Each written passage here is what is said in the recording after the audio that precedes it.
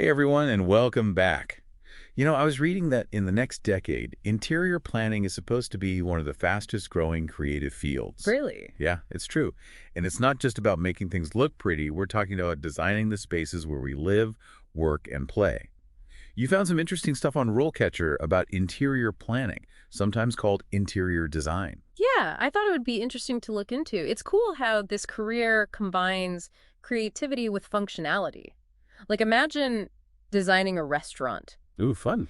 You're not just thinking about aesthetics, you're thinking about the customer experience, the flow, even like the acoustics have to be right. Right. So it's way more than just picking out nice chairs. Yeah. What I found really interesting in this RoleCatcher info is the variety of spaces these planners work on. It's homes, offices, even hospitals. Exactly, and that's what makes it so interesting. You could be working on a project to improve productivity in an office one day, and then designing a calming space in a hospital the next. Wow. Designing for a hospital, that's got to be challenging, but also incredibly rewarding, right? Definitely. But okay, let's back up for a second. RoleCatcher gives a glimpse into the daily life of an interior planner. And it seems like it's not all fun and games, is it? It's definitely not always glamorous. You'll be in offices and studios for sure, but also doing site visits, maybe construction zones one day, Oh, wow. and a client's home the next, so you have to be adaptable. Adaptable is an understatement, I'd say. RoleCatcher also mentions the demanding aspects of the career, long hours, deadlines. Is that something you've seen? Oh yeah, for sure. Remember that restaurant I mentioned before? To get the lighting just right, there are some late nights. I bet. But seeing it all come together, it was amazing. It's tough, but the passion keeps you going. I can only imagine. And speaking of changing times, it seems like technology is really impacting interior planning. It's Yeah. not just sketching things out by hand anymore, huh? Not at all. Interior planners use all kinds of tech now, even VR. Imagine a client putting on a headset and walking through their future living room. Whoa, that's incredible. Talk about bringing a vision to life. It does sound like an amazing career path.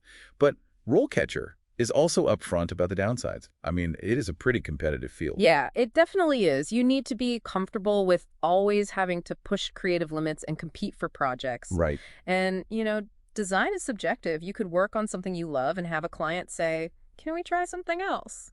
Ouch. I bet that's tough to hear. So thick skin is a must-have for interior planners. Definitely. You have to be resilient. And not just with feedback, but also with juggling multiple projects, clients, deadlines. So knowing the challenges, what skills and education do you actually need for this kind of career? So what are we talking about when we say essential skills?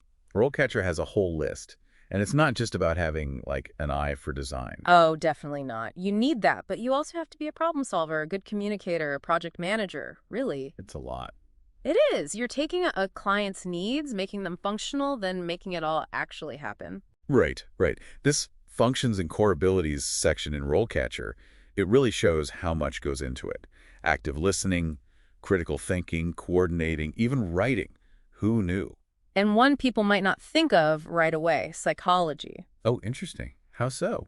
A good interior planner gets how people use a space, colors, where you put the furniture, the lighting. It all affects how people feel, how they act. You're right. You're right. Like, I read that natural light in an office can, like, boost how productive people are. Exactly. So you're not just designing, you're influencing the whole experience. That's where communication is key. Makes sense. It's not just what the client says they want, right? Yeah. You need to get their lifestyle, what they like aesthetically. That's exactly. Okay, so education-wise, RoleCatcher says you don't have to have a specific degree, but But it's pretty much expected now to have a bachelor's in interior design or something close to it. You'll learn about design principles, color theory, planning out a space. Even the history of design is important. it sounds like such a cool mix of, like, creative stuff and then really technical stuff, too. Yeah, you got it. One class, you're sketching sustainable living spaces. The next, you're learning building codes and how to use design software. And speaking of, like, focusing your skills, RoleCatcher talked about specializations within interior planning. That's got to be exciting, getting to really niche down. For sure, sustainable design is huge right now, making spaces eco-friendly. Or you could focus on healthcare design. That's a whole other world. I bet. What's involved in that? You need to think about accessibility, making sure it's sanitary, even how the design impacts patients mentally. There are a lot of regulations. Sounds complex. It is, but think about it. You can really make a difference in people's lives. Okay, so let's imagine someone wants to do this. Yeah. What's the path look like? Yeah, RoleCatcher breaks it down in stages, which I like. Makes sense. Usually you're starting as an assistant, like an apprenticeship. Right, getting the coffee. Well, maybe.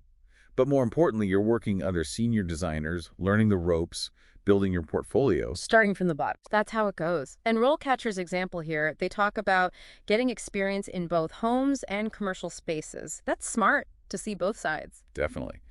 Then you move up to junior interior planner, more responsibility, working closer with clients. And you're starting to find your own style as a designer. RoleCatcher's example, they highlight how this person takes what the client wants and turns it into actual designs. They also know how to use the industry software, AutoCAD, SketchUp. That's crucial nowadays. So important. Okay, then we've got mid-level interior planner. Bigger projects, more pressure. You're not just designing anymore, you're managing budgets, deadlines, making sure the client is happy. RoleCatcher's example here, they led a team on a huge project for, like, a hotel. Wow, that's impressive. Right? Shows they can handle it all, organizing, leading. Okay, and finally, we've got the top dog, the senior interior planner. The expert. They've got tons of experience, oversee these huge projects, maybe with big teams, and everyone knows they're good at what they do. RoleCatcher's example, this person was giving presentations at, like, international design conferences. Get out. Right. They're not just designing spaces anymore, they're shaping the whole field. That's the dream. They must have put in so much work to get to that level. They definitely did. But RoleCatcher makes a good point. No matter where you are in your career, you need to stand out. True. It's competitive. Exactly. One thing they suggest is doing those design competitions. Oh, yeah, those are good. It pushes you creatively, and people see your work. And you might win. So it's good for the resume. Right, exactly. And networking, can't forget that. Joining groups like ACID, the American Society of Interior Designers, or IED, that's the International Interior Design Association, that's huge. I've heard of them. Why are those so important? You can meet mentors, find job openings, make connections in the industry. It's all about who you know. It helps a lot. RoleCatcher also talks about getting certified. Certifications, right. Yeah. What are those all about? It shows you really know what you're doing. Like the NCIDQ, that's the National Council for Interior Design qualification. If you have that, it shows clients and employers you're legit. Like a stamp of approval. Basically. Or if you're into sustainable design, the LE Green Associate Certification is big. LED, yeah, I've heard of that. It means you get green building and sustainable design. So to sum up, to be an interior planner, you need like a million skills. You have to deal with clients, and it takes forever to reach the top. Well, you're not wrong. But hey, look at the salary potential. That's got to be motivating. You're right. RoleCatcher actually breaks down potential earnings for each stage, which I think is really interesting. So let's talk numbers. What can someone expect to make starting out as an assistant? Okay, so keep in mind these are just averages, and it varies depending on where you live, how much experience you have, all that. But just to give you an idea, RoleCatcher says entry level is usually around $40,000 to $50,000 a year. Okay, so not exactly like yacht money, but not bad for a starting point. How about once you hit junior interior planner? Once you've got some experience under your belt, you're looking at more like $50,000 to $70,000, they're saying. Ooh, okay, so that's a decent jump. Yeah. What about those mid-level interior planners, the ones managing the projects and everything? RoleCatcher says around $70,000 to $90,000 a year. Okay, now we're talking. Years of hard work paying off. All right, last one. The senior interior planners, the ones at the top of their game. Give me the good stuff. What are they making? All right, so according to RoleCatcher, these highly experienced senior interior planners, they can earn well over $100,000 annually, and some even hit $200,000 or more, depending on what they specialize in and who their clients are. Wow, they've definitely earned it. So for someone listening who's thinking, interior planning, that's for me, what advice would you give them? Dive in. Go all in. Check out showrooms. Go to design events. Follow the designers you admire on social media, that kind of thing. And never stop learning and trying new things. That's the most important thing. It's all about finding what you're passionate about and just going for it. And speaking of resources, RoleCatcher has a ton of them, from info on professional groups to even like sample interview questions. We should tell people where to find all that good stuff. For sure, for sure. Those groups we mentioned, ACID and IADA, those are great places to start. Their websites are like treasure troves of information, trends, job postings, all of it. Plus, they have networking events so you can meet other people in the industry. It's like a built-in support system. Yeah.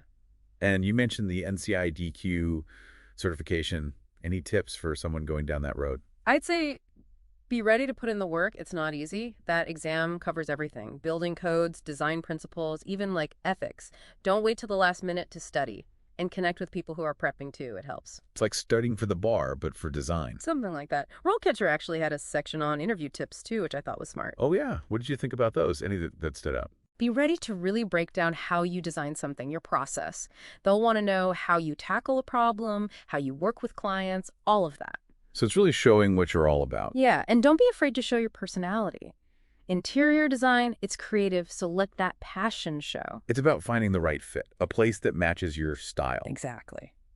Wow, we really went deep on interior planning today. The details of the job, the skills you need, everything. Definitely. We looked at both sides, the creative fun stuff, and then also what it really takes to make it in this field. If someone's out there thinking, this is it, this is what I want to do, what's your final word of advice to them? Don't wait another second, just start. Surround yourself with design, visit showrooms, go to events, follow those designers you love online, all that, and never stop learning, never stop experimenting. That's the key. And I said it better myself. Well, thanks so much for joining me on this deep dive. It's been awesome. And to everyone listening, we'll catch you next time with another fascinating topic to explore. Until then, keep learning, keep growing, and keep designing the life you want.